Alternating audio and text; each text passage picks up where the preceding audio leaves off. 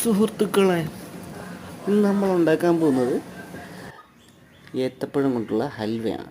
ഇങ്ങനെ നല്ല പഴുത്ത ഏത്തപ്പഴം വേണം നമ്മളെടുക്കാൻ. എന്നിട്ട് ഇതുവരെ കുനുകുന അരിയുക.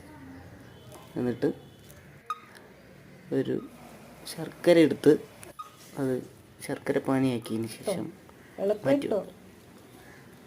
ഏത്തപ്പഴം ഇങ്ങനെ അരിഞ്ഞത് കുറച്ച് പാലും കൂടെ ചേർത്ത് അരച്ചെടുത്ത് മാറ്റി വെക്കുക. അടി കട്ടിയുള്ള പാത്രത്തിൽ നെയ്യ് ചൂടാക്കിയതിന് ശേഷം അണ്ടിപ്പരിപ്പ് നമുക്ക് വഴറ്റി എടുക്കാം. കരിഞ്ഞു പോകാതെ നോക്കണം. പെട്ടെന്ന് തന്നെ ആ അണ്ടിപ്പരിപ്പ് നമുക്ക് വേറൊരു പാത്രത്തിലേക്ക് മാറ്റുക.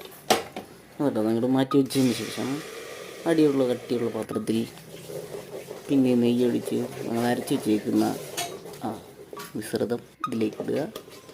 എന്നിട്ട് ശർക്കര പാനി ആക്കിയത് ഇതിലേക്ക് ഒഴിക്കുക. ഒഴിച്ചതിന് ശേഷം ആവശ്യമെങ്കിൽ കുറച്ച് നെയ്യ് കൂടെ ചേർത്ത് കൊടുക്കുക.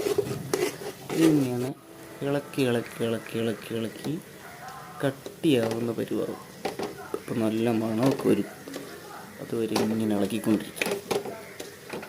എന്നിട്ട് നമുക്ക് ഒരു പാത്രത്തിൽ നെയ്യ് തടവിട്ട് കണ്ടെയ്നറോ അല്ലെങ്കിൽ എടുത്തിരിക്കുന്ന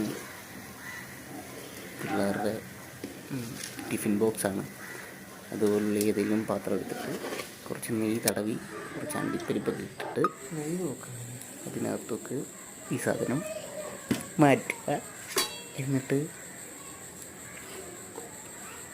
ഇങ്ങനെ തടവി നെയ്യ് തടവുന്നത് അത്ര കാണിച്ചില്ലെന്നുണ്ട, കുറച്ച് അണ്ടിപ്പരിപ്പിടുക. എള്ളാണത്. എള്ളിട്ടതിന് ശേഷം ഇങ്ങനെ പരത്തി കൊടുക്കുക. കുറച്ച് ആറാൻ വെച്ചിട്ട് വേറൊരു പാത്രത്തിലേക്ക് ഇങ്ങനെ മാറ്റുക. ചറപറ ബാക്ക്ഗ്രൗണ്ടിൽ ഹണി ബണ്ണിയുടെ സൗണ്ട് കേൾക്കാം.